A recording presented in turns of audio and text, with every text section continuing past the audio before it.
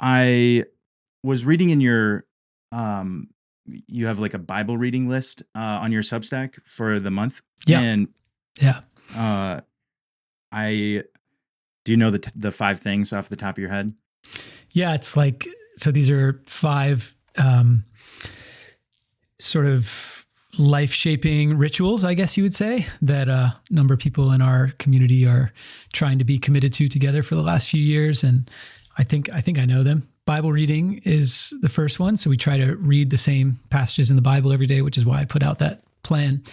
And then prayer. And I have like a little rule for that, which is pray for on your knees for the first full minute when you wake up in the morning before looking at a screen or doing anything else. And then for the last minute before you go to bed after looking at screens and all that, on your knees both times.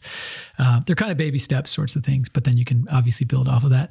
And then the third one is fasting, which can take a couple of different forms. Sabbath is like a form of fasting because you're fasting from work and from busyness. And we will also fast on the Sabbath day from the internet, for example, is a big one that we've done. We just don't have the internet for a full day. But also we have seasons of kind of more traditional food fasts. And then the fourth one is church, to be committed to, just kind of like we were just talking about, to just go and worship on Sundays at your local congregation, no matter how imperfect.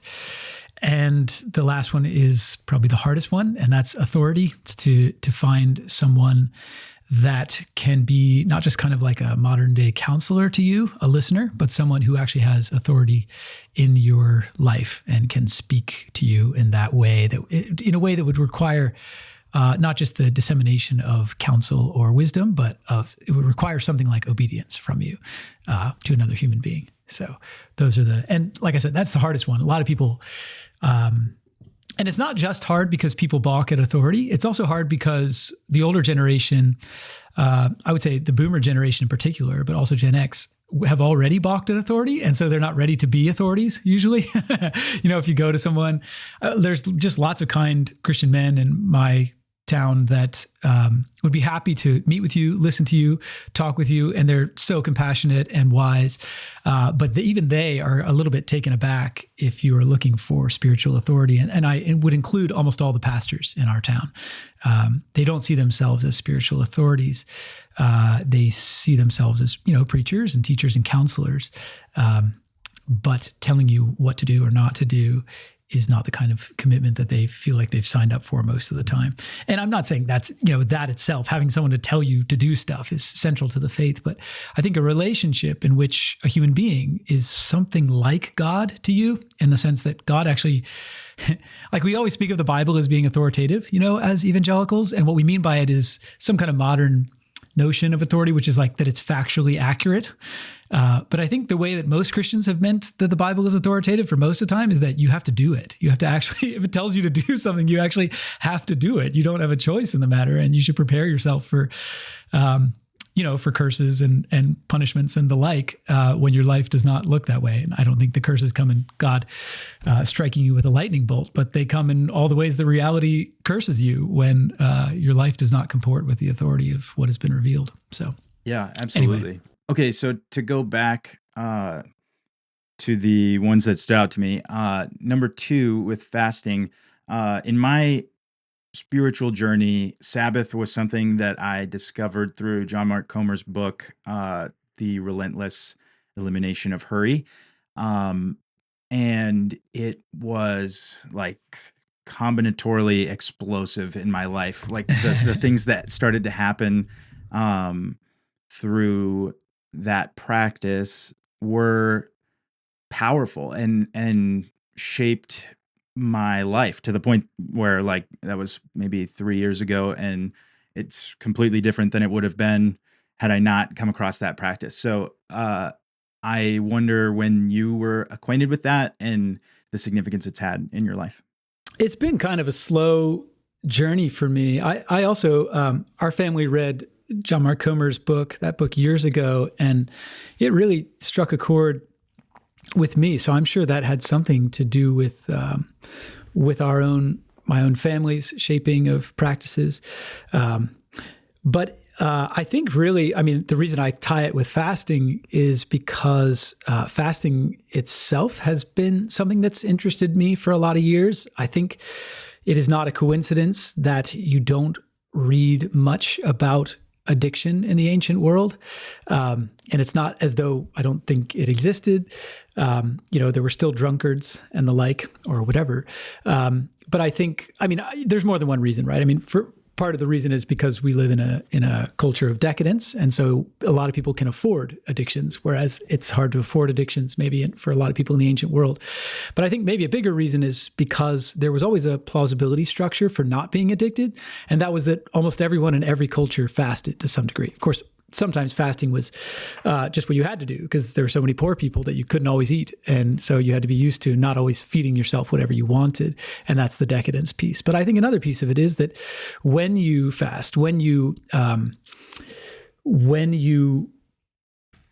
intentionally deprive yourself at a moment where you don't need to deprive yourself, you learn that you actually do have agency over the cycles of desire in your life.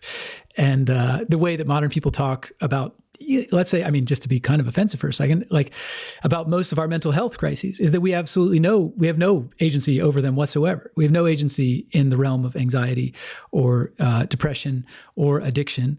We're just kind of like carried with the wind of whatever that thing is until it lets us back down again. And maybe we can treat it with chemicals or with a kind of modern therapy. And of course, I don't disagree with those treatments. At all. But I do think I disagree with the general notion and kind of assumption that we have very little agency in those things. And I think part of the reason that we think that way is because we're not accustomed to the plausibility structures of something like fasting, of something like intentional deprivation, which shows you that you actually can stop doing something. And if you learn that from a young age and you continue to do that, then I think things like the cycle of addiction would become much less powerful over your life. So anyway, that whole notion, which I've been teaching on for a lot of years, it intersects directly with what is compelling to me about Sabbath, because we definitely live in a world in which we do not Sabbath. We do not rest. Rest requires a kind of discipline. It's not just like, oh, I'm going to stop doing anything and do whatever I want. It's because we're doing whatever we want that we don't rest. So anyway. I've been thinking about the way that we numb, and I think that's very closely tied to things like addiction. But it can also take the form of, we call it workaholism. It's like there's a sort of, blessed version of addiction where, especially in Protestant circles, I think there's a blessing upon working too much because at least you're doing something that you're supposed to be doing or something like that. Yes. And it leads to this sort of loophole. It's the same with food. Actually, you notice in churches that you live in North Carolina. My experience in South Carolina was there's a lot of obesity. And also, just to be clear, I have more going to church experience in South Carolina than most places. So that's my reference point. But there's a lot of obesity that there's no addressing it in a spiritual context because it's something that's sort of separate from, the things that we think you're supposed to do. Because I don't know why, but that's an example. The same with work, where you're supposed to have a job and you're supposed to eat food. And so then these things sneak under the radar, and then you have problems where, you're going to tell somebody you need to stop eating so much food. Like, yes, no. Maybe that's the spiritual authority that you're looking for, but like a pastor is not going to go out of his way to make that the topic of a sermon or, all of these things just because it's sort of culturally not something that we're paying attention to. So anyway.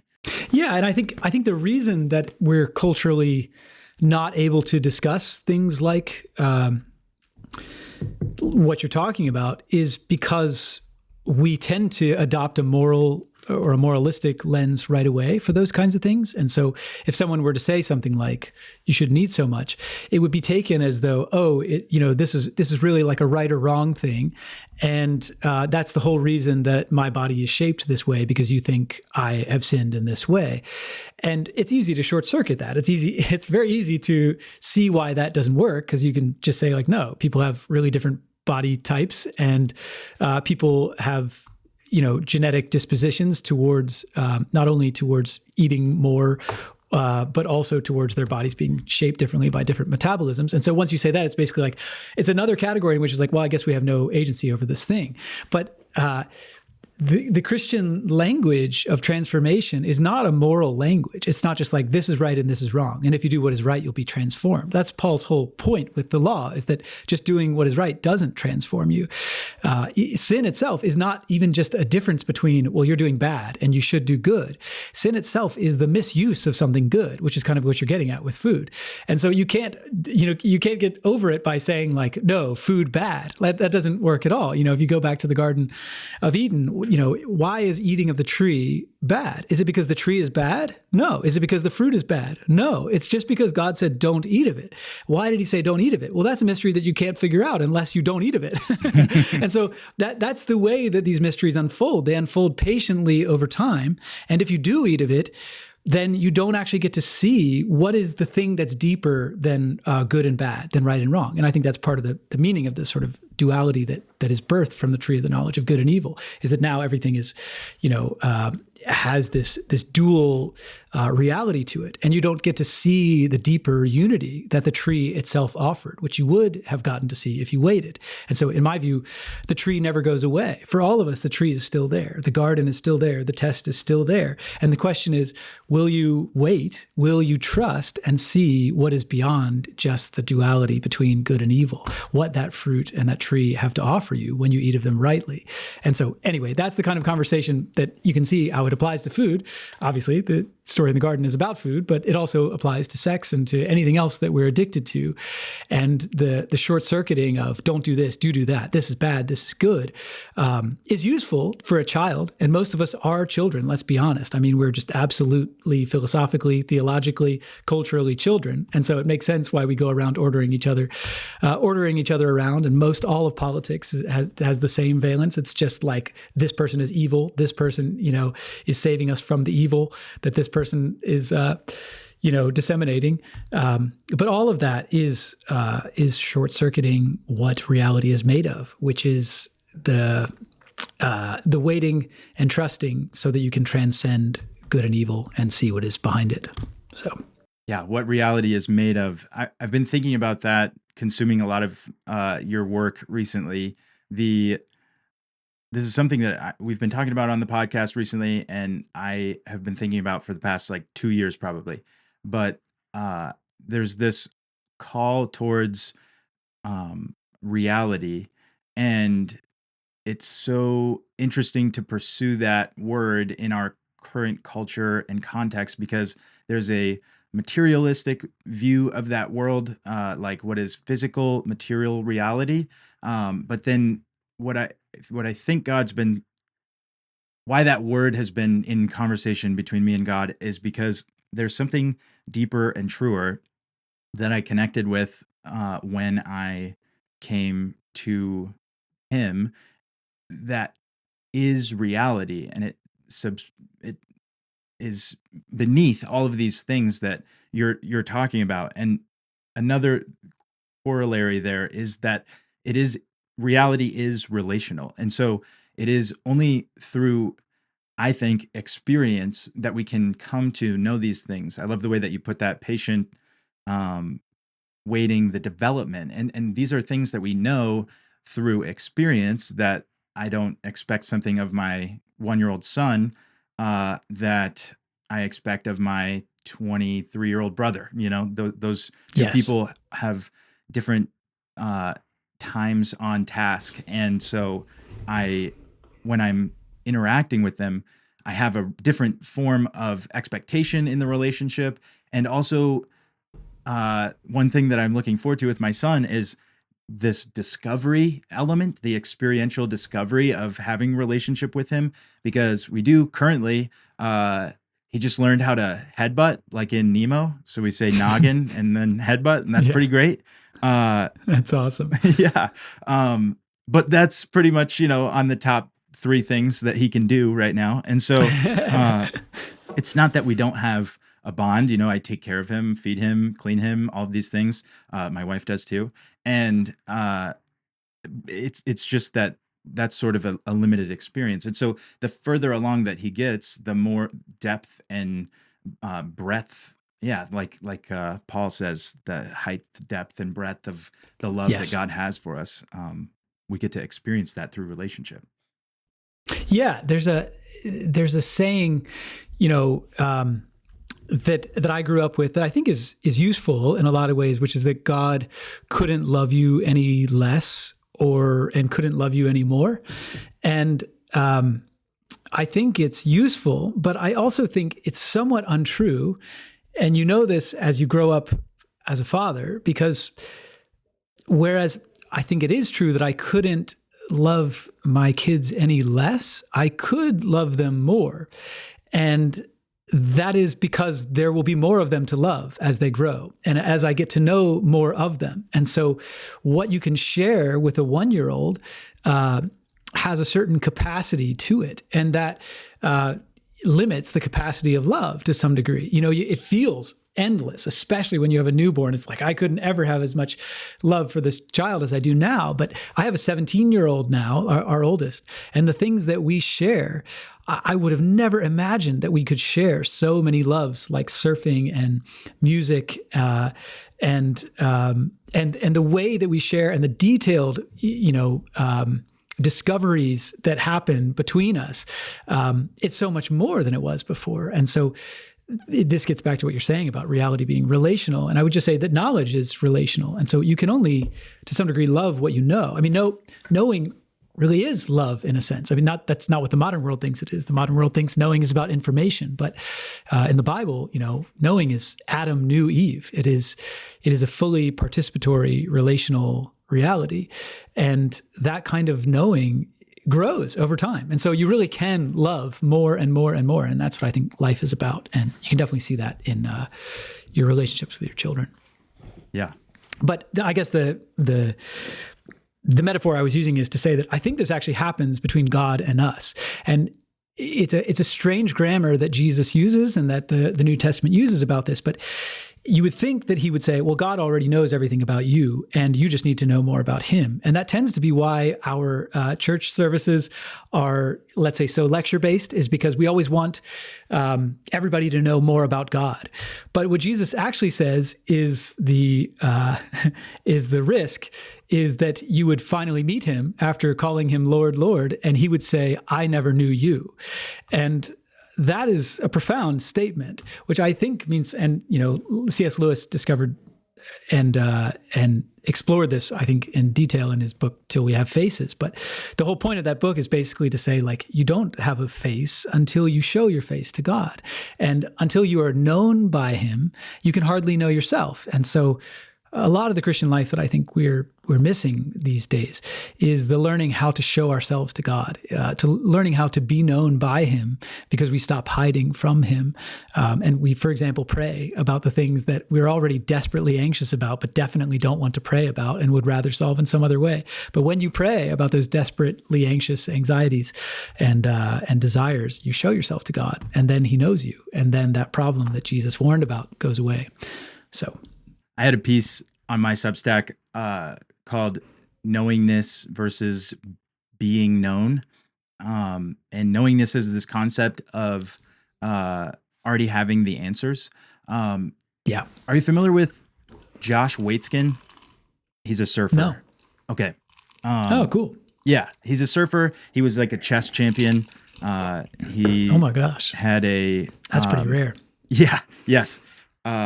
He is pretty rare. His job is like consulting, CEOs sort of on strategy, I think is the word he uses for what he does. So, but one thing that he was talking about on a recent Joe Rogan interview was this like need for humility in order to grow into sort of what you want to step into. And I think I just wrote that down before this conversation because I was thinking of the way that we were just talking about it.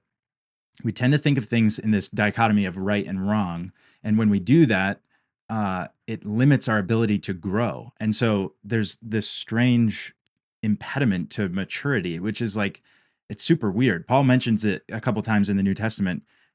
What I'm saying is weird is not growing. That's that's the Mm-hmm. natural progression of a living being, and so it's very strange to remain in your infant stage, and yet this is what I'm saying. Paul calls out as sort of like, Yes. "Hey, Yes. we've been going over these things, and I think you've got it. So at this point, you should really be moving on to sort of the next things." And some of the list of the things that we're supposed to have moved on from are like massive debates today. There is absolutely no way that we could ever say that those are the preliminary nutrients to just babies, and then we move past that to something else. But uh, I think that the way that the gospel is currently handed out to people and received by people is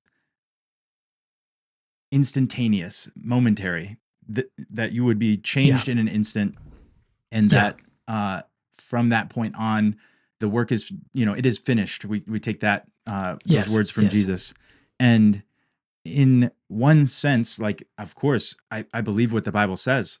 It is finished, but the work is still is maybe not what we're thinking about when we have a relationship with Jesus, when we live our lives in the world. This, people break it up very conveniently into like salvation and justification and sanctification and these types of things. But something we've talked about, not you and I, but my friend on this podcast, is sanctification is like the setting aside of something for its purpose. And Mm-hmm. I, Exactly. I just read your second installment of the uh, Moving Mountains series that you're doing on Substack, and you mentioned that in there. That what can just illuminate people on the Imago Dei thought that you had. Yeah. So I was saying that we tend to sort of short shrift what it means to be made in the image of God by using Imago Dei, or the image of God, as a synonym for our inherent value or rights as a human being. And I don't disagree with, the fact that you can come to those conclusions from the fact that the Bible tells us that we're made in the image of God. But the context in which the Bible tells us that we're made in the image of God is to give us our role, not to give us our rights. It doesn't spell out like this is how valuable you are, though I think you could still take that as like a second order, insight. But the primary thing that is spelled out when we're told that we're made in the image of God is that we have a role to be like Him. We have a priestly role in the garden to have dominion over everything else that He's made, and to be Him to them, to act on God's behalf to the rest of creation, and then to represent the rest of creation back to God, as a priest does, God to the people and the people to God. And so that's what I think is primarily meant by Imago Dei, is that we are the priests. We are like God in a sense, and we are meant to represent Him. And so when we don't see it that way, we're sort of like the prince who, I was writing in the piece, who brags about his royal rights, but conveniently doesn't mention his royal responsibilities. And I think that's the plight we found ourselves in. Responsibility is one of those words that I have a notebook. It's useless, but it's just full of words that I was like, he's using this word, and I've been thinking this word for 18 months or so. And responsibility is one of those words because, are you familiar with Dallas Willard? I would be shocked if you Yeah. weren't. In fact, someone was telling me after the first piece that I wrote that I needed to go read Divine Conspiracy. It was a friend of mine who's been trying to get me to read it for years, and I've started it and I've just never finished it. And he was like, I think he's saying the same stuff as you. So he probably is, and I apologize to him for repeating it rather than just reading his book. That's totally fine. I think that what he's saying is true and useful, and the more people that could repeat it, the better.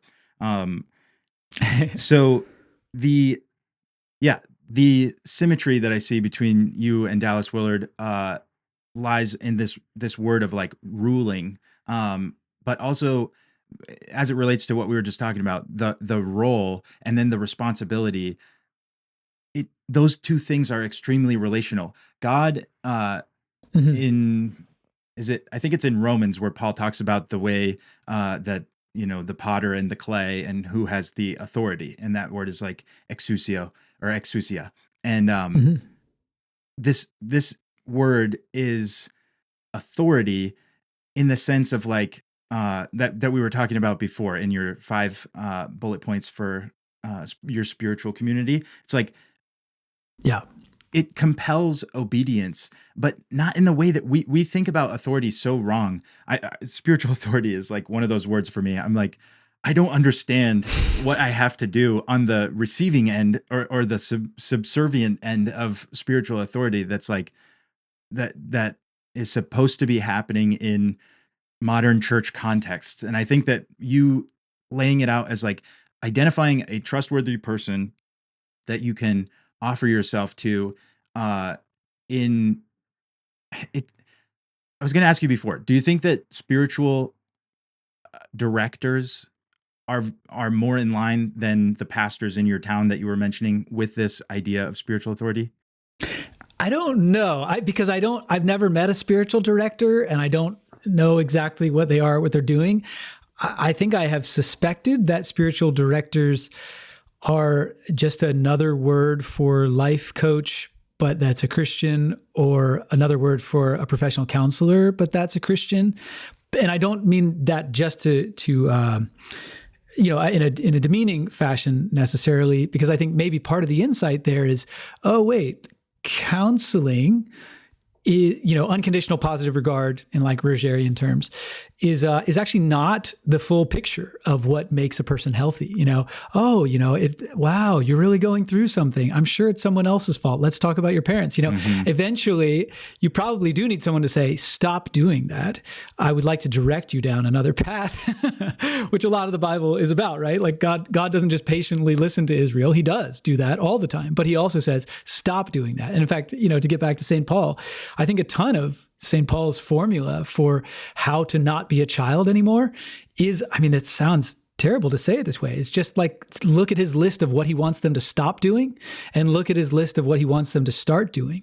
It is actually in obedience that they can become the inheritors of the gospel that he's been preaching. And so I think people miss Paul when they only think that his gospel is, the grace of you don't have to do anything.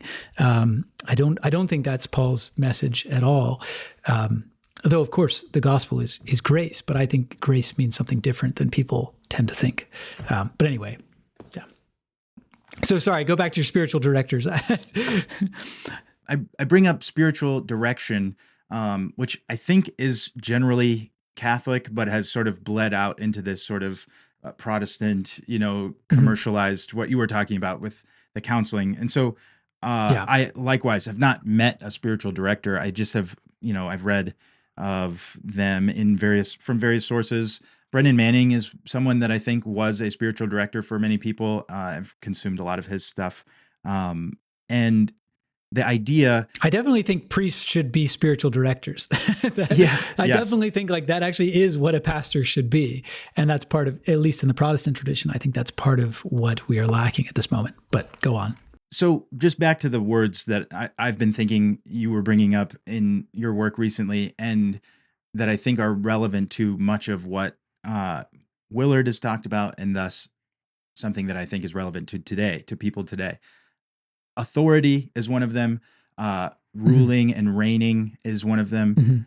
Responsibility, and the way that I think those connect is your role comes with responsibilities. Just like you were saying with the prince, reminding people of his rights. I'm the royal whatever, and you can listen to me because I'm the prince, but I don't really have to worry about doing anything because that's sort of, a lot of people find themselves in that position. I think through some of what you're saying about grace, like because this is all about grace, they literally say it's taken care of by the king. I'm a prince who just has rights because the king has done all the responsibilities. And I think that's a misread of Paul. And I think it's a misread of the whole New Testament. And I think that's probably place where I will have most offended the most people who listen Yeah. to this, but I think it's a misread. And yeah, misreading is so possible and prevalent in our culture. It's not that I think I read the Bible correctly. It's the opposite. I think I read every day and think, I don't know if I understand what he's talking about here. I'd really like to learn more Good. about this. That's a good start. And if you start doing what he says, you'll understand more what he's talking about. I think that's a big part of Paul's message is like, do what I say, and you'll begin to understand what I'm saying. Yeah. And so that's where the responsibility comes in. It's not just the duties that you must carry out, though that is a huge part of it. With a role, and even like you've been crafted in such a way, like the verses in Romans, like this is the thing that you're designed for. So to not do those things is, I think, it would negatively affect you, just because, if you've ever tried to use the wrong tool for a specific job, you're not using a hammer as a wrench. That's not working out. And so like Right. that you feel more fulfilled carrying out the hammer duties if that's your shape. And so responsibility in the sense of Exactly. like responding, like that you would have a response to the authority of God is something that really aligns with that On Moving Mountains piece that you've been working on. That's exactly right. I didn't even think about the connection between response and responsibility, but that is what I'm writing about. Just that the physics of heaven is call and response, whereas the physics of earth is cause and effect, and it is call and response that God is trying to use to redeem the world. Yeah, and has been from the beginning. You make that point in the piece about creation That's how is he made call the and world. response. Yes. Yeah. So with authority and whatever, let's be done with my words. The world that we live in, conversationally, it feels harder and harder to have these conversations. You said, that probably is the place I offended the most listeners here by saying what you said about grace, and that's not an unreasonable thing to think. And so, what I wonder is, why is it that we've lost this ability to converse and to dialogue, to reason together about things that we are experiencing? Because I would have to imagine that, yes, the Bible has authority and you're interpreting it in a certain way Good that question. grace lands with you, but also you have an experience of God's grace in your life that doesn't comport with, I got off scot-free, thank God, and we'll see how this thing ends. I think the answer, at least part of the answer to that, is a great question. Has to do with the fact that we are now all programmed by the modern lens, and unfortunately by the infection in our churches of the modern lens to see everything through cause and effect rather than call and response. And so you begin to even think of atonement. You begin to think even of salvation, even of the redemption of Christ as being cause and effect. And once you've done that, then there's no real, let's say, need for the dance, for the wooing, for the persuasion, for the reasoning together, because it's all been done. Our agency has been, the knowing in the relational sense that we've been talking about. For me, the problem is not solved until we say yes to God. It is not enough. It is not good news that God has said yes to us alone. That, of course, that is good news, especially given all that we have done to him. We've murdered him. And so it is good news that he would forgive us and that he would still say yes to us. But it's not the good news to say that, because that was already the case even before. All the time. He's always said yes to us. He's always forgiven us. He even forgave them in the Old Testament. We know this for sure. And so it doesn't solve the problem to say that God has said yes to us. It solves the problem that he would finally woo us, convince us, dance with us for long enough that we would say yes to him. And once we love him as he has loved us, which is why that's the greatest commandment. What is the greatest commandment? It's to love him and to love your neighbor as yourself, because the two, in a sense, are one. And that's why, again, you should do what Paul says, because almost all that he says has to do with loving your neighbor. And as you learn to love your neighbor, you'll learn to love God, and then you'll be saved. And I don't mean it in the sense that you'll earn your salvation. It has nothing to do with that. He's already said yes to you. Like I said, he's already said yes. There's no earning necessary. The trouble is that you have not said yes. And if you had not said yes, then you can't be married to him. And to be married to him is salvation. And so however long you won't be married to him, you won't be saved. So you're kind of blowing my mind with the soteriology there, because the way that we think of things in terms of cause and effect leads us to believe that the cross is salvation, sort of the word I've tried to use in the past, because this is something I wrestle with a lot, sort of magically, like it's very offensive to people, but it's sort of, that's right. You could say mechanistically, and you would mean the same as magically. And that's actually, it's like a form of alchemy. Yes. Andy Crouch talks about technology being linked to magic. And I think that's precisely the water we're swimming in. You can see why his insight about technology has to do directly with our problem with theology and philosophy, is because we live in a device. He calls it devices versus instruments, where a device is something that it's like a genie that does exactly what you ask, exactly when you ask it. And it requires no mastery from your side of things, no long-term patient relationship of progress with that, thing. It requires no relationship. You just press the button and you get it. And so once we filled our lives with push-button solutions, then of course we want to make Christ another one of those push-button solutions. And this, I think, was already the case a few hundred years ago. But I don't think that it is a coincidence that the turning of, the modern turn, even in the Protestant Reformation, was a turn towards making Christ more and more into a mechanism for salvation, rather than a person who is calling for us to respond. Are you facing eternal damnation? Have we got a product for you? Exactly. So this call and response is sort of the way that I've interpreted the cross, that is an act of love that is so debilitating, as to enable you to crucify yourself with him. And I think the way that I've thought about it in the past is a little too thin or something, that I can't land on the fact that it's merely relational, but in the sense that we've been talking about reality being relational in nature, I think that there is nothing mere about it, that the act of self-sacrifice for another is the greatest commandment. It is the way that God and man live in alignment with one another, in peace and harmony towards the same ends. The thing that was disrupted in the beginning is trust.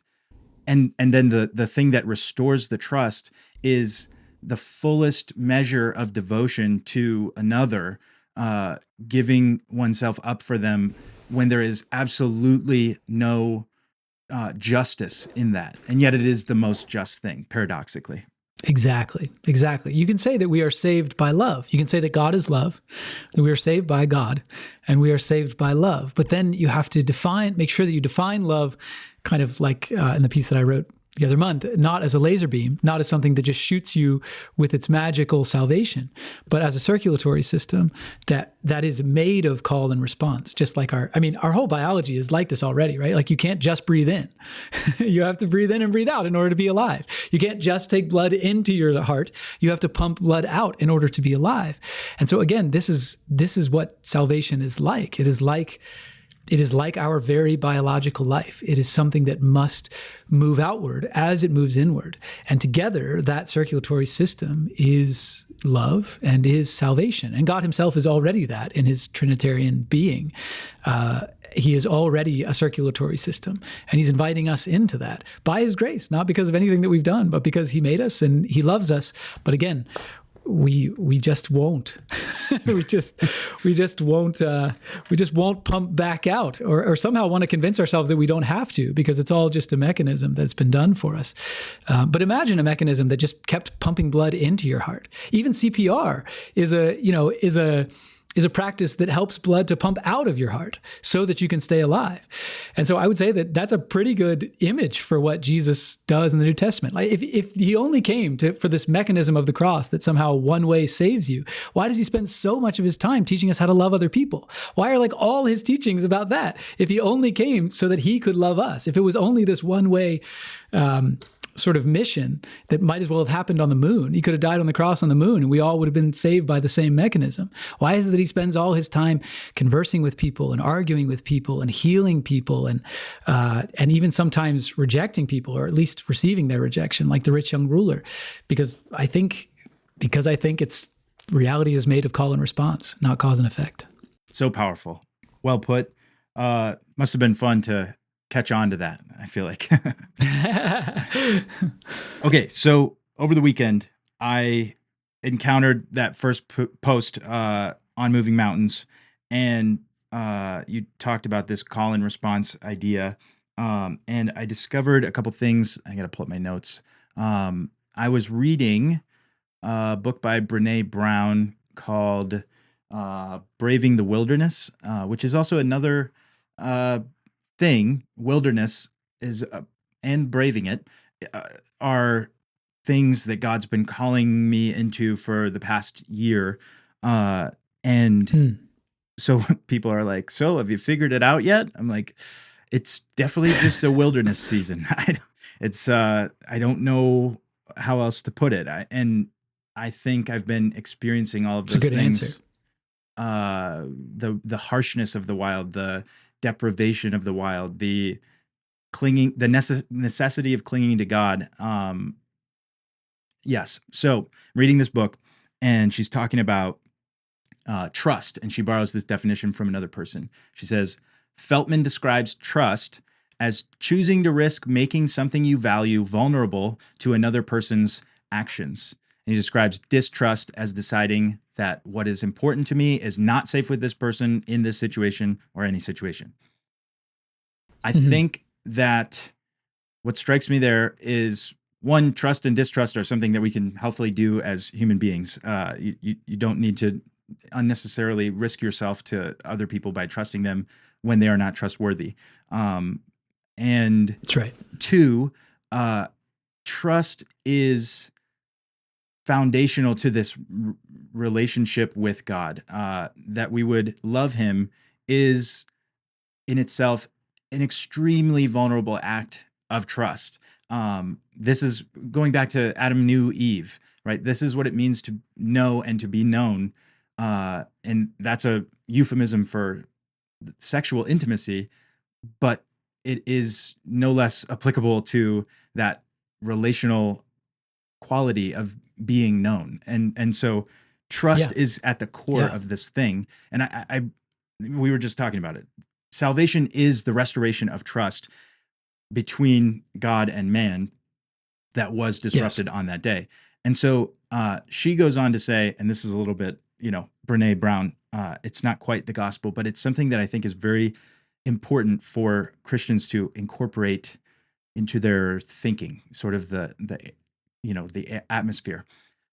She says, truly belonging is the spiritual practice of believing in and belonging to yourself deeply, so deeply that you can share your most authentic self with the world and find sacredness in both being a part of something and standing alone in the wilderness. True belonging doesn't require you to change who you are. It requires you to be who you are. And I think that connected with me in terms of what we've been talking about with purpose and your role. And so this priestly authority that has been built into our DNA and into our soul that God has handed to us is such a function of our life that when we live as this heart constantly taking blood in but never pushing blood out, there are grave consequences, not just for our heart or the way that we're living, but also for the communities around us. There are so many people that I know that love the Bible and love God, and they do not make the connection to the love that they have from God, with God, to the community immediately surrounding them. When they're like, I can't believe that this person would do that. It's like, like great, then how can you get involved in that person's life and love them? So I just wanted to put that Yeah, to you as yeah, far yeah. as trust and relationship goes. What does it look like to live out this trust into the world? Yeah, that's great. I think so. I teach a lot of early 20 somethings, and I find across the board, especially with the women, but across the board, that one of the sentiments that I hear is something like, I trust God, but I'm not ready to trust other people. There's been a lot of trauma, a lot of broken trust, especially within churches. A lot of people come with church baggage, even at the age of 22. They've already got their baggage. Or if it isn't with the church, maybe especially with women, it can be with men in particular. And they're very guarded. And I understand why. And I think it is understandable. But this notion that you can trust God, but not trust others is not that different than saying, I love God and I don't love others. To love, as you were already getting at, requires trust. I mean, it's the first thing Paul says, in his famous passage about love. Love always trusts. Love always trusts. It's quite a thing to say, especially when he knows that we are not very trustworthy to one another. But there's a weird thing about trust, which is that trust makes capacity for trustworthiness. So if I began this conversation with you, not giving you any trust at all, and was just like, look, I don't know who you are or why you want this, and I was cynical about it, like you probably just want to get some attention for yourself, and I don't want to be a part of that game or whatever, I don't know, come up with whatever distrusting reason that I have, it would make the conversation so stilted, it would leave very little capacity for relationship between you and I. But if I extend a bit of trust from the beginning that, okay, we're interested in the same things, we're kind of on the same wavelength, then even that assumption of being on the same wavelength, which is not a lot of trust to give, it creates this empty cup for which any number of things can fill. And so, but without that, it's really, really hard. If your friend who you hate all their musical tastes says, hey, try this new album that I just listened to, and you just don't have any trust to give to this person, you're not going to enjoy the album when you listen to it. I mean, it will actually be your distrust that will make you not enjoy it.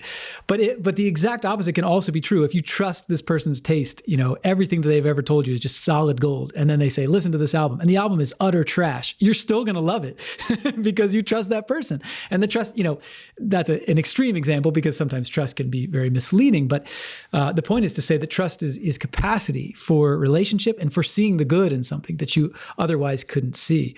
And I think this is actually one of the topics I've been writing on quite a bit. Is forgiveness. It's kind of another one of those multi-part series that I like can't stop writing about it, and I don't really know what to do with it. But I think that actually is kind of the end of forgiveness in a sense, is trust. When people hurt us, we tend to say, oh, I forgive them. I just don't want to ever have anything to do with them ever again in any way. And I understand that. But the end of forgiveness is reconciliation all the time. It doesn't mean that it's possible. It could be that the person who really harmed you the most in their life died already, and they were unrepentant when they died.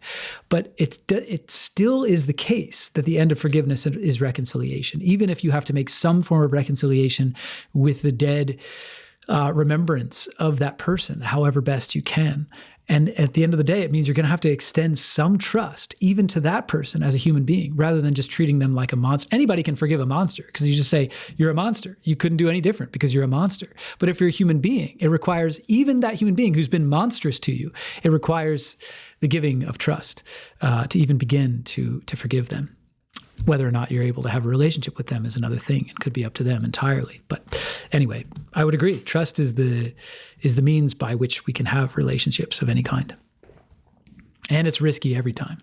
Absolutely. Risky, and forgiveness is such a potent image of this too, because you have the betrayed trust as the foundation of this, need for forgiveness. So exactly. There's an immediate example, or maybe, it's not immediate because time has passed, but when you think of this person, the first thing on the list is this betrayal of trust. And I think that what you're saying lands with me, because when you think of forgiveness as the, forgive but don't forget, I think that's Yeah. relevant.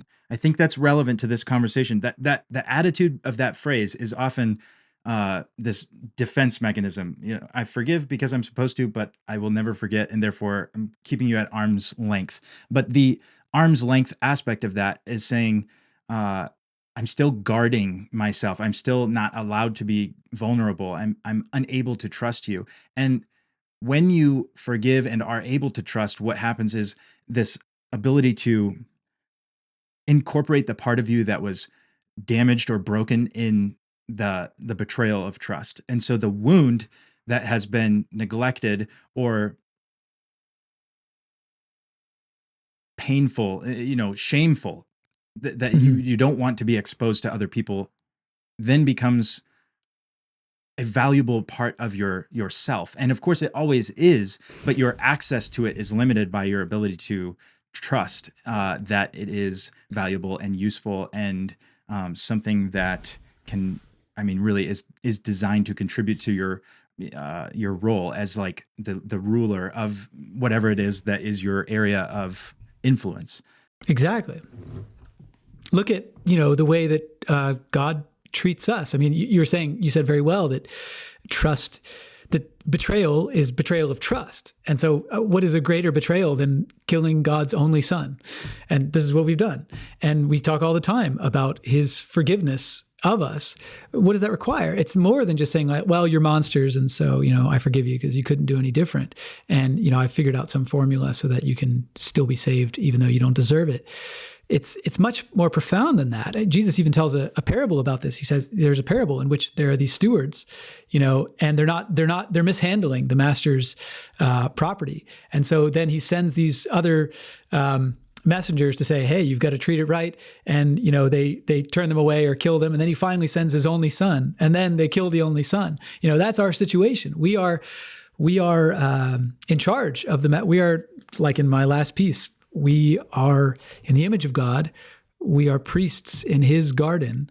We had a role, and he sent his only son, and we killed him when he was trying to help us to fulfill that role. And he still helps us to fulfill it. But the way in which we end up fulfilling it is because God, I don't know any other way to put it, but God extends trust to us through forgiveness. He doesn't just extend forgiveness, like you stay over there. He extends trust through his forgiveness, that we would actually be able to be reconciled to him, and that our role for him would be redeemed.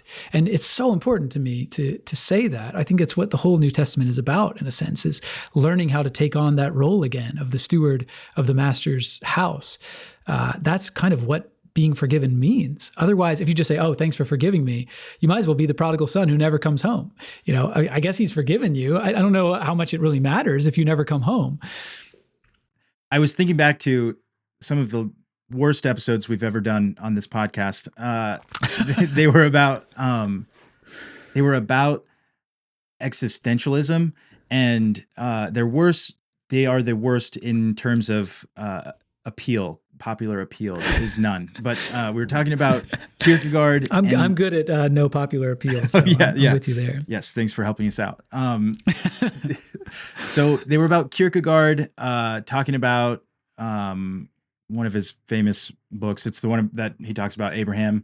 And then we talked about Dostoevsky's brothers Karamazov, and the insight that I got from those conversations was that God places faith in us. And so the nihilist is someone who abandons faith, not even necessarily in God, but in humanity. And that's something that God himself refuses to do. And so that insight was, somewhat like heretical or something, it's phrased heretically to the point where, well, of course God doesn't place faith in us. We're, I can't remember the tulip term for it, but total depravity. Totally depraved. So, Yeah. Yeah. And I love your use of the word monster, because I think that people think in terms of that, and depravity is one of those words that, if you think about it at all, it is in the context of some, internally consistent theological system, but not so much in terms of reality, where you come across people that appear to be totally depraved, or you recognize that monstrosity in yourself. But the true like sin of it all is that you have the opportunity to be good. And so it's like, it's that much worse that you could be a positive influence, the Makes the conduit sin of that God's much life. worse. Yeah, yeah. Yeah. Yeah. And I think you can be a somewhat traditional Protestant about this. You can still even say something like total depravity, but you have to still conclude that, let's say, if we have become so utterly monstrous that the Son of God must die on our behalf, then I think what you have to conclude after that is that he died to make us no longer monsters. Like, not just that he died to save the monsters and now the monsters get to go to heaven. He died to make us right now no longer monsters.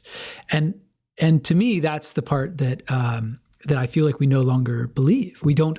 It's like we don't believe in the Holy Spirit. We don't believe in the sanctification of the people of God, and we don't believe that sanctification really is salvation to some degree. To be made holy, to be made like His Son. He died to make us like Him, not to save us from death, but to make us to be ones who would be willing to die with Him.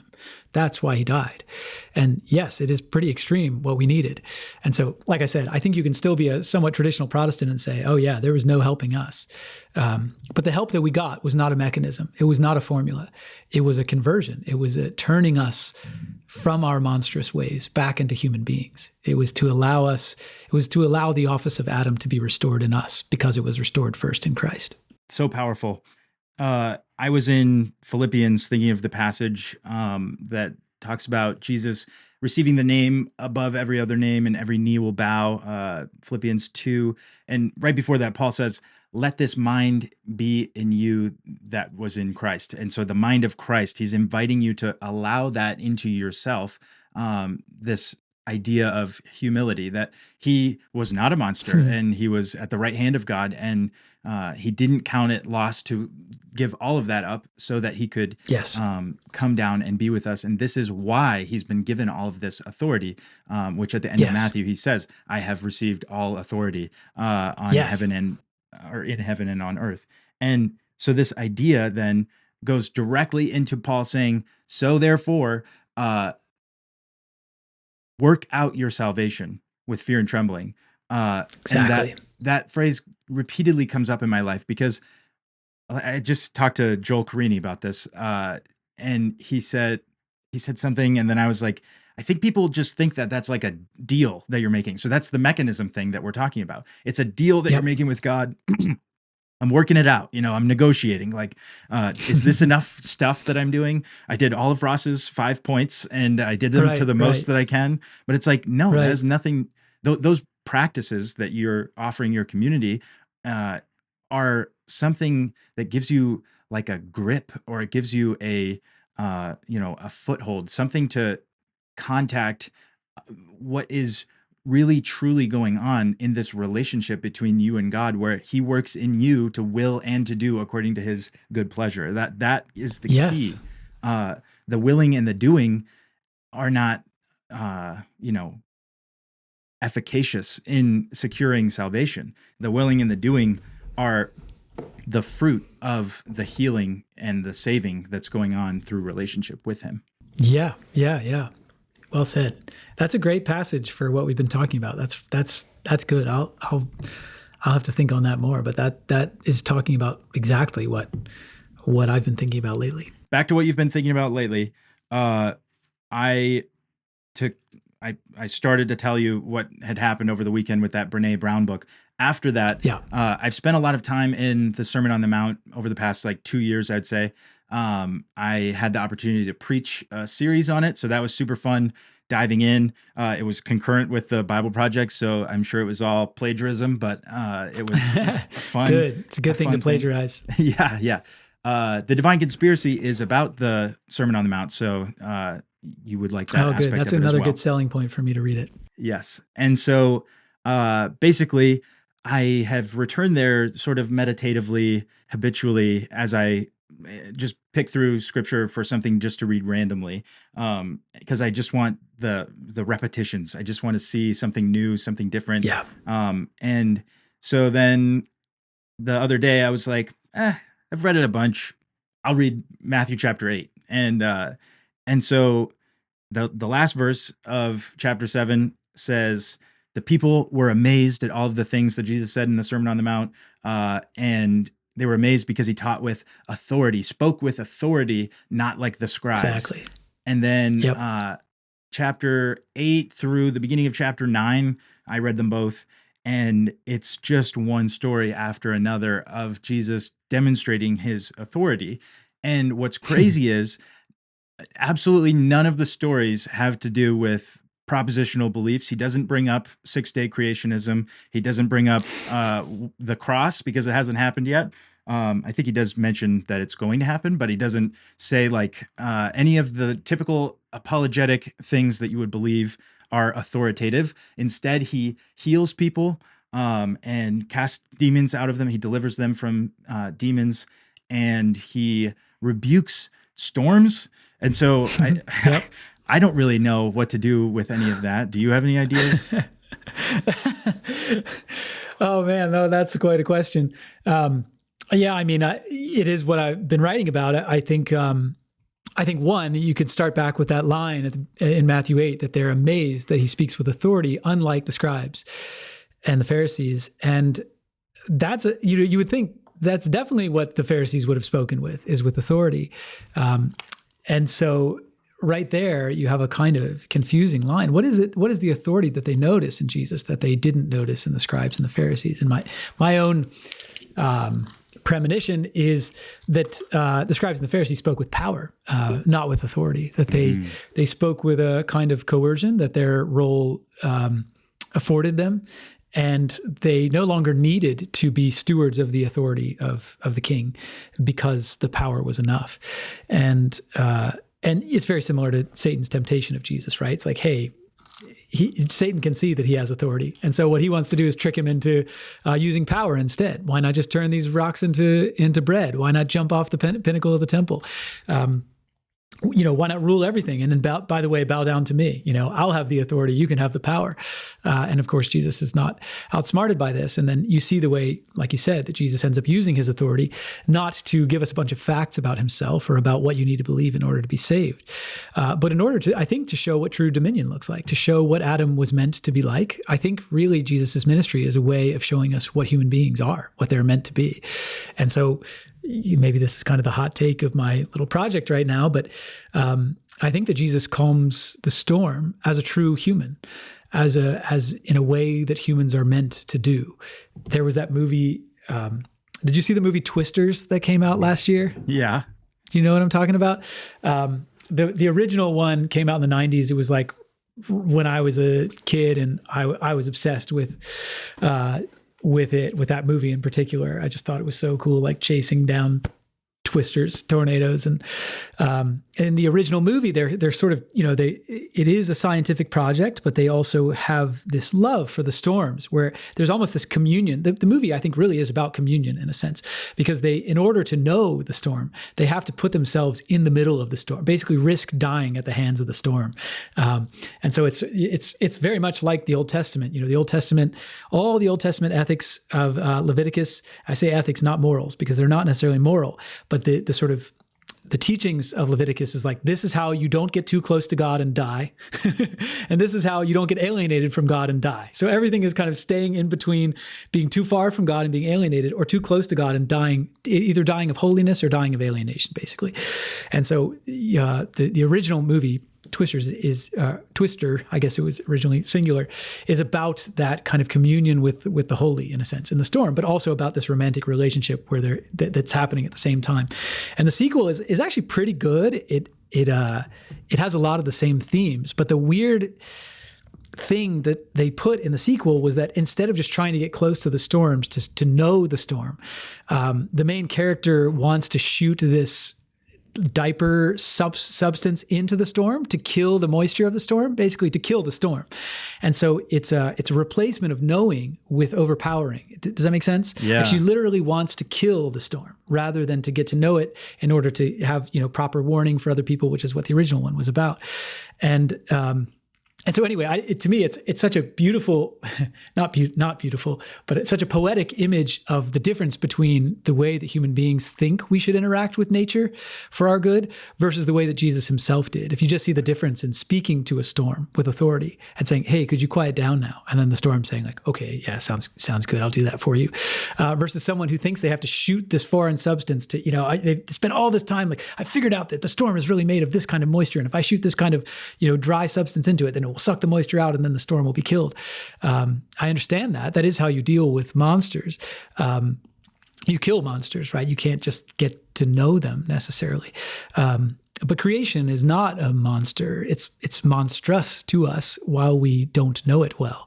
But we're meant to know it. We're meant to be stewards of it. And so I think what Jesus does, especially in that story of the storm, is he shows us that he knows the storm and that the storm knows him and that he trusts the storm, even though it doesn't seem trustworthy, and that the storm really trusts him because he can just say to it, "Be quiet." And the storm will say, "I trust you and I'll do what you say." And for me, I think that is what humanity is destined for. I think we're destined to speak to literal storms. I think it works perfectly as a metaphor. We all have a lot of storms in our lives that we try to shoot things into, hoping that they'll overpower whatever we're dealing with and kill it, including chemicals. That we try to use to overpower the storms in our lives. But I think we're meant to speak to them. Jesus spoke to demons. He spoke to fevers. He spoke to storms. He told us we could speak to mountains. He even spoke to paralytics. He didn't say like zap, and then the paralytic walked. He said, "Get up, take your mat and walk." That's how he healed a paralytic. It's crazy to think about the fact that he healed a man who couldn't walk with a word. And the word was a command. And the healing was obedience to that command. He literally was healed by obeying him and getting up and walking. So anyway, and that I think that it goes back to what we're talking about call and response. The paralytic is healed by responding to Jesus. The storm is calmed by responding to Jesus. And so I think just everything in creation works that way. Everything works according to proper authority. It just doesn't work that way for us because we don't have that authority anymore. The mountains don't trust us. The storms don't trust us. Our fevers don't trust us. So we try to overpower them, and we're pretty good at overpowering things. I mean, I bet we could move a mountain if we wanted to. You dared Elon Musk. I bet he could. With all the tunneling he's doing, and he's doing all kinds of things like that. I bet for certain he could move a mountain by power. But I bet you anything he couldn't move a mountain by a word. But I bet there's someone somewhere on this earth right now that could move a mountain with a word. That literally could. I believe that. I mean, I don't know. People think I'm crazy maybe, but I believe in that kind of authority, and I think that's what we should aspire to. You mentioned metaphor there, and I think I love symbolism. I love the significance, I mean that word specifically, of words and stories and even just what you were doing with Twister. That's like one of my favorite things to do is literary analysis, and yet, when God splits the Red Sea for the Israelites to leave Egypt, that's where, like, I can think about God as being love in the same way that we've talked about this whole podcast. And yet, when we come to that story, it's like, I feel like it all breaks down right there. Like, God has to be a scary, bearded sky daddy instead of love, because I don't understand how he could do this. But that's because I think I've been interpreting that story as power, cause and effect, that God, puts his hand in the sea or something like that. When I think so too. In reality, he, there's no dialogue in the story about this, but he very simply could have spoken to it just as Jesus spoke to the storm. Yeah. In fact, he doesn't even do it himself. He gives that authority to Moses. Yeah, this is so true. Yes. You brought up Moses, and it was something I passed your piece to my dad, because I was like, you got to read this guy. And the way that Moses is matured through the process of relationship with God, from here is what I'm calling you to do in this moment. Use your staff, use your power like you know how to do, but with a little juice from me. And then moving forward to now, this is how I do it, is so very I'm glad apprentice-like. Yeah, like you said, a little juice from him. Yeah, yeah. When he gives him, when he initially sends Moses to speak in Pharaoh's court, he's like, here's some magic tricks for you. And they are kind of magic. It's kind of like, show me you can do this. You can turn this water into blood, or I can't remember the other. You pick up his staff and make it into a snake and then pick it back up. And then what happens? The guys in Pharaoh's court do the same magic tricks, because to them it's just kind of like, oh, that's magic. I got magic too. And it's perfect because it's just like the modern world. It's like we pray for the healing of someone. It's like, yeah, but you could have just taken this drug and they would have been healed. You could have gone to this doctor and they would have been healed. We've got those magic tricks too. And so God doesn't mind condescending to those places of power and saying like, here's some power. But he warns Moses before he goes with those magic tricks. He says like, you're going to go to them, but I've already hardened Pharaoh's heart. And so, it's like there's a warning in there that's basically like, he's not going to be impressed with your power because he thinks he's more powerful. And so power's not really going to do the trick with him. And it's all kind of part of my plan, because my plan is for my name, for authority to be the thing that runs the world, not power. And so that, like you said, I think that actually happens in the arc of Moses's life, in the arc of Moses's journey, is that he begins kind of with magic tricks, and he might even himself think that it's magic tricks that are setting the people free, because God is willing to condescend to these acts of power. The plagues are acts of power in a sense. They're a hidden authority, but they're obviously power. But then over time, that authority becomes less hidden, to the point where he says, speak to the rock rather than striking it, which I think that's the turning point, where it's like, this was always about relationship, even relationship with the rock. It was about relationship with me, but it wasn't just about you borrowing my power and taking over the world with my power and becoming the next Pharaoh. That would be a very different story than Exodus is. It isn't like, well, there's this Pharaoh, but now I'm a different Pharaoh. It's a different kind of story. It's a story about authority. I saw that you wrote about Jordan Peterson and said that you've been following him a bit. Have you encountered any of his Exodus lectures, seminars? I think I did listen to one or two of them. Yes. Yeah. Not the whole thing though. They were really, really beautiful, because they were conversations from perspective. So everything was sort of like turned over and looked over, and you got to see so many different thoughts on the narrative elements, the literary elements, the sort of Jewish traditional interpretations of these things. Jonathan Pagio was there, so you got to see some Orthodox thought on these things, and then Peterson's own psychological, and there were some other Christians there too. So it was really amazing to see these like PhDs discussing something. Team.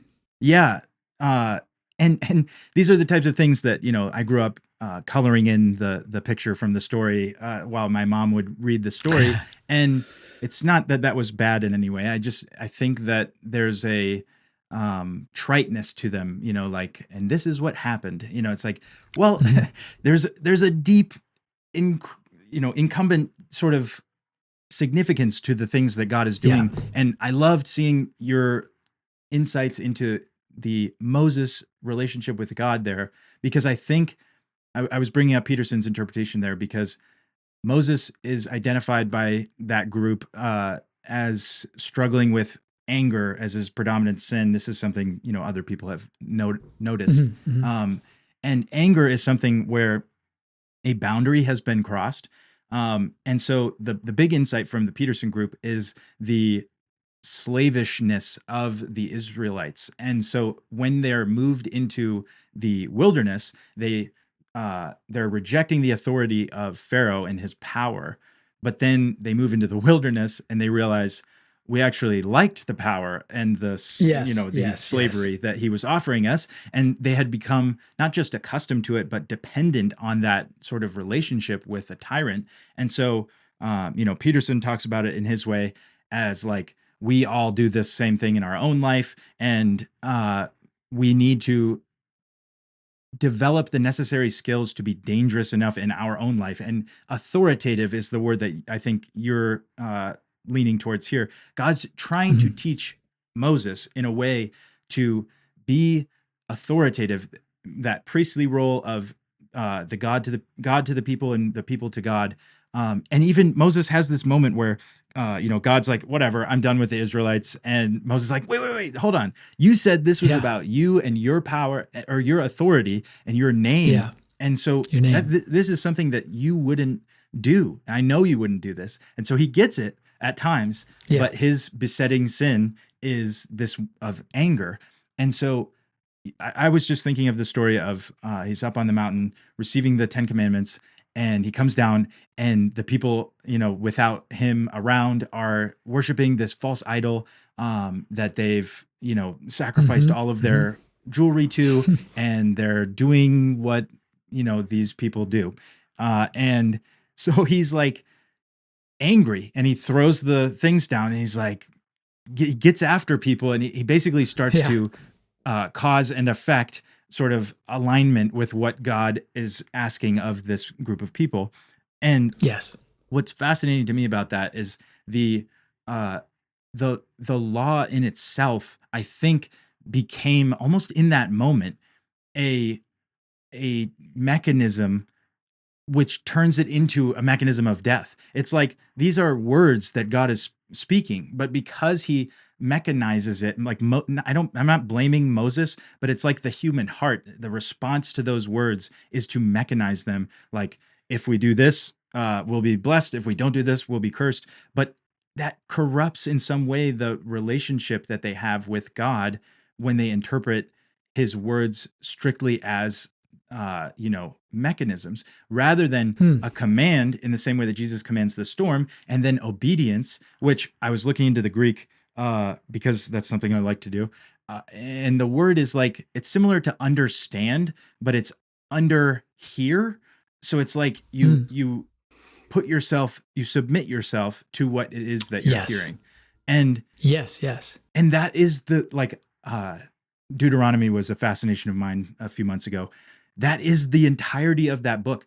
He's saying repeatedly, don't trust your eyes. Don't trust like what you can see causing and affecting. He's like, you need to listen and obey. Hear, O Israel, the Lord your God is one. That refrain is repeated all throughout that book. And he says, you can listen to these things or you cannot listen to these things, and you will be blessed if you listen, and you'll be cursed if you don't. And so I think that it's so interesting to see that the law is the thing that you will discover in relationship with God as being true, but not as being mechanistic, if that makes any sense to you. Yeah, no, that's good. I would add a little nuance to that I think could make it even thicker, which is I would say that because sometimes Protestants especially can be in the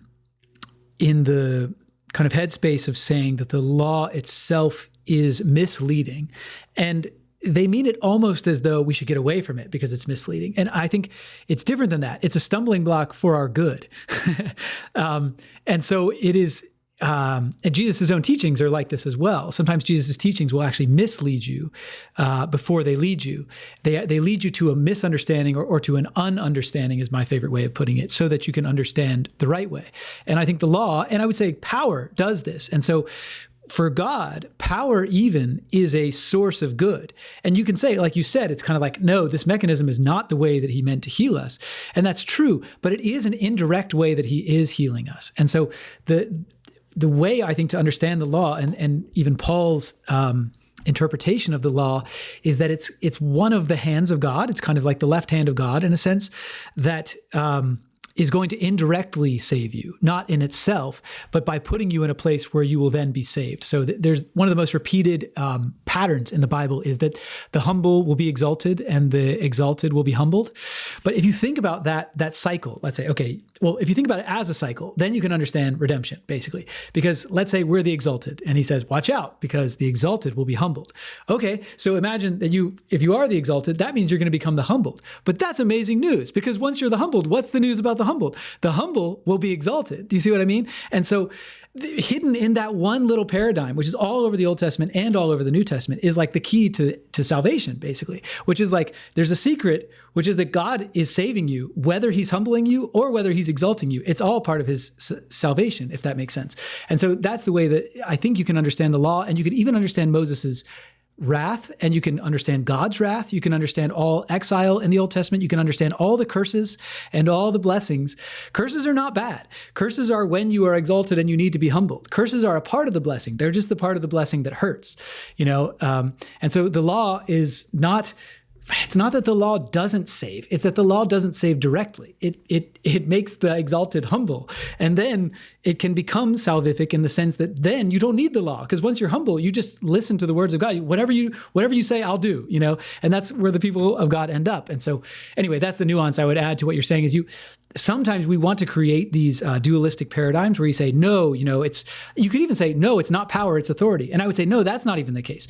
Power, yes, it is power, just like physics is real, cause and effect is real. It's just the way that power is meant to be is subservient to authority.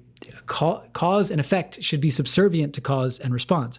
And to call and response. But if you don't respond to the call, then you're just going to be the subject to cause and effect. Does that make sense? Yeah, now you're just living in the world of physics. So your parents say, hey, don't sleep with your girlfriend when you're 15. And you're like, not gonna heed that call. So then you get somebody pregnant. Well, now you're in the world of cause and effect. You're no longer in the world of call and response. But that cause and effect, which now absolutely curses you because you're like, I'm 15, she's 15, my whole life is ruined, everything is terrible, we don't know what to do. That puts you down in the humble place where now you might actually be willing to listen to a call and response and be saved.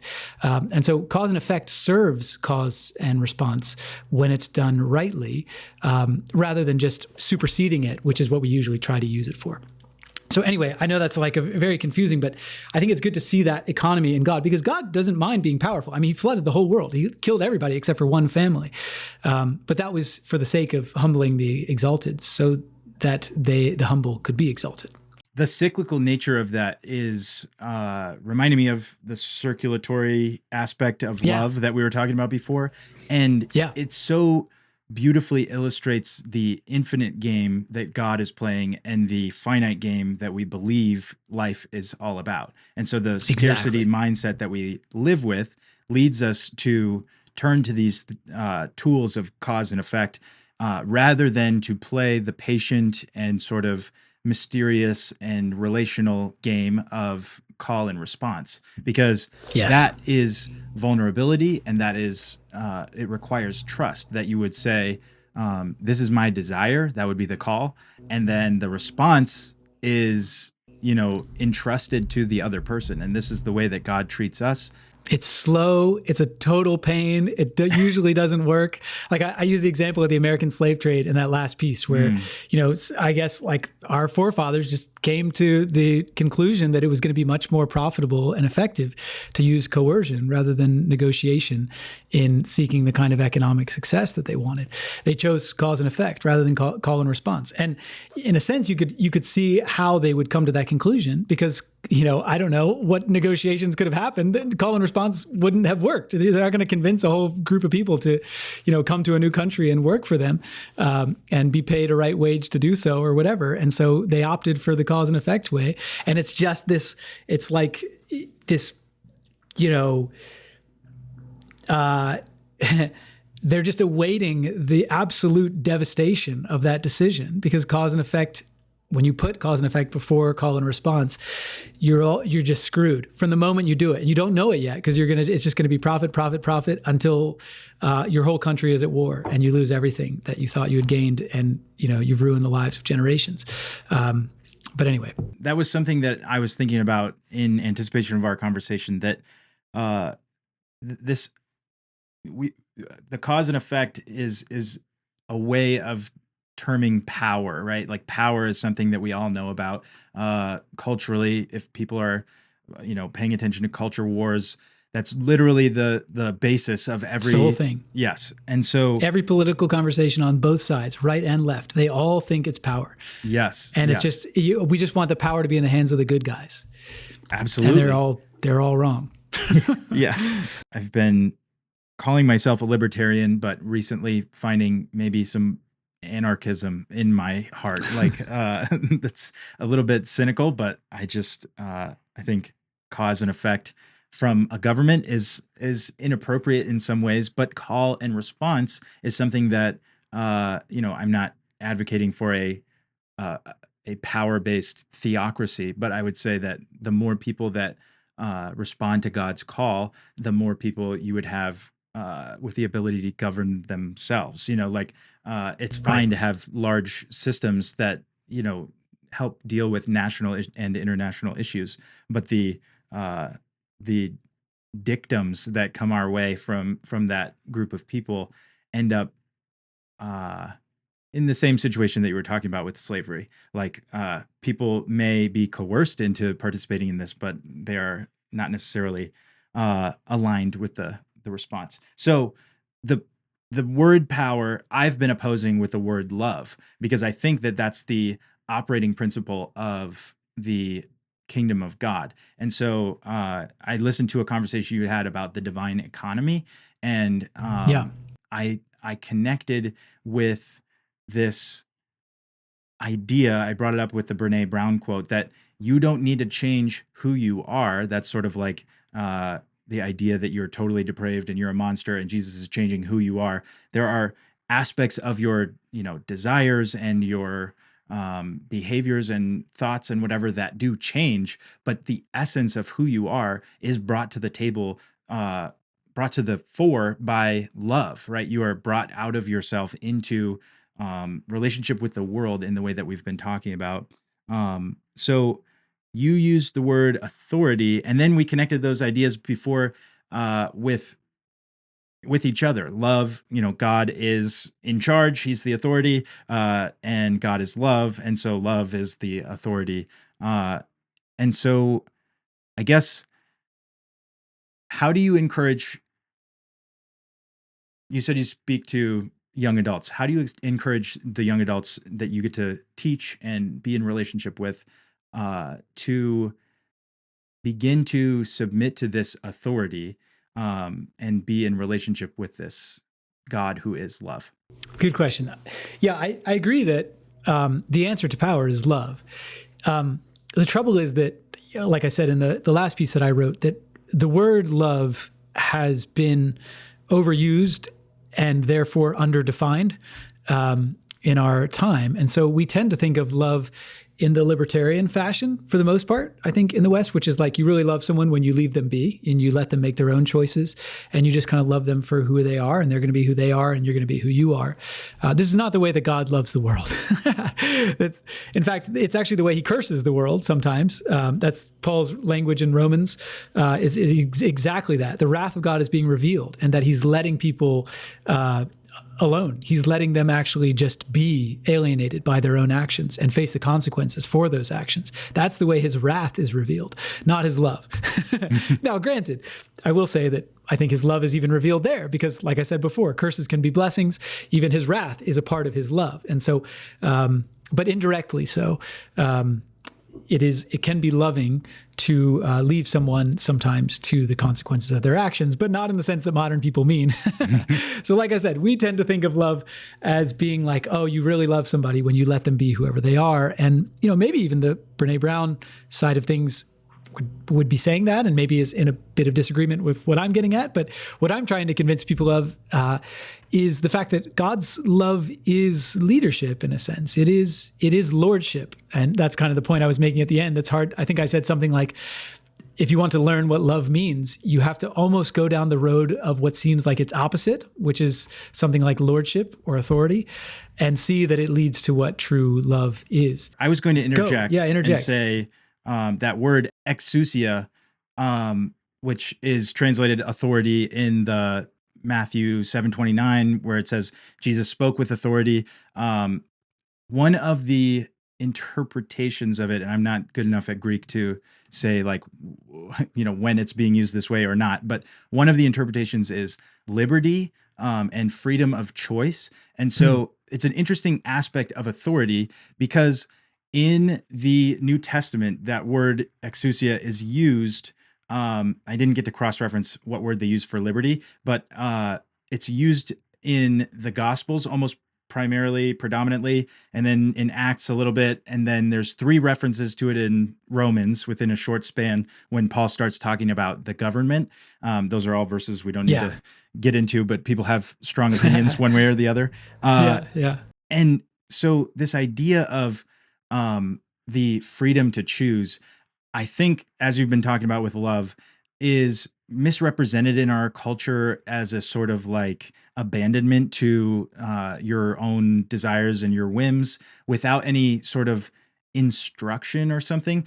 Because liberty is not something, and freedom is the same way.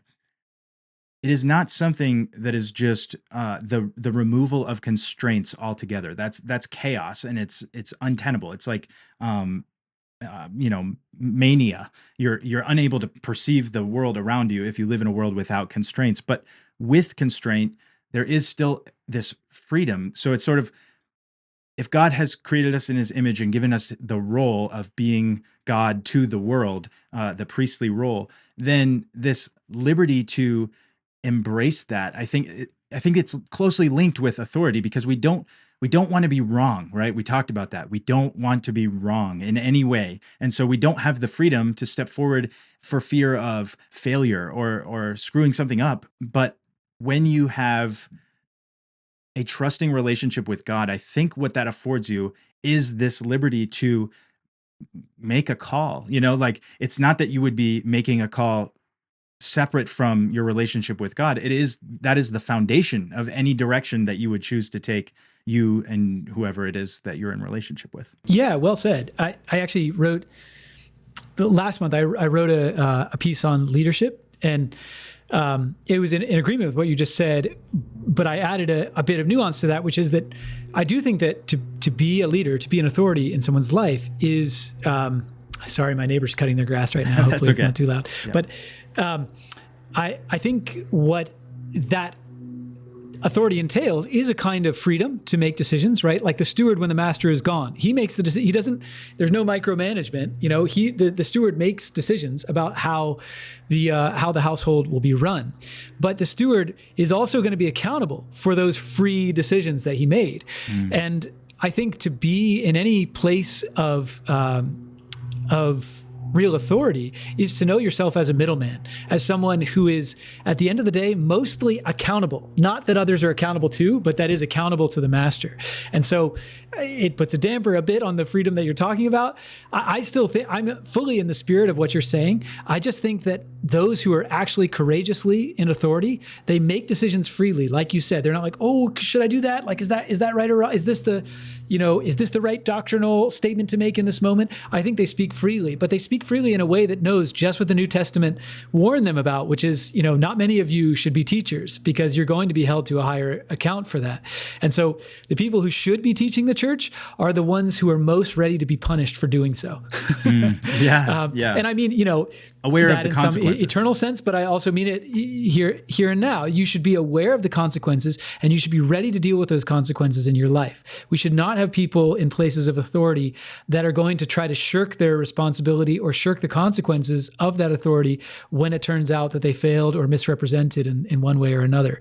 So the people that should be most in charge are the ones who know that the most is at stake, and they will be the one that will pay the price more than anyone else when the consequences come. And so as long as we're living in that balance, I would say, yes, authority does mean freedom. Otherwise, the freedom will screw you. Wow. Well, Ross, I could talk to you for probably like 3 weeks. So I think we've covered so much of what I wanted to get to today. And I'd like to just give you the opportunity to talk about anything that you'd want people to go check out from this point. And yeah, whatever it is you're up to. Thanks. Nothing to check out. It was great having a conversation with you. I don't know that there's too much else to add, but I think for me, it was just fun getting to know you and to see where you're at with a 1-year-old baby. You've got a lot of responsibility and authority ahead of you. And it sounds like you're shaping your life in a way that will make you a better and better steward of that as you go. So hopefully this was edifying to you as it was to me. It was helpful for me to talk through it, just because I'm still writing on the same topic that we're talking about, and I'd like to finish strong. But yeah, I don't have anything else to add. I appreciate the time. That's awesome. That's probably one of the reasons that I like you. I will be putting your Substack in the description for people to click on, but that was very self dismissive. That's great. I really appreciate your time, and I pray that God blesses all the stuff that you are doing, and you and your family as well. Thanks. Same to you, Ian. All right, see you next time.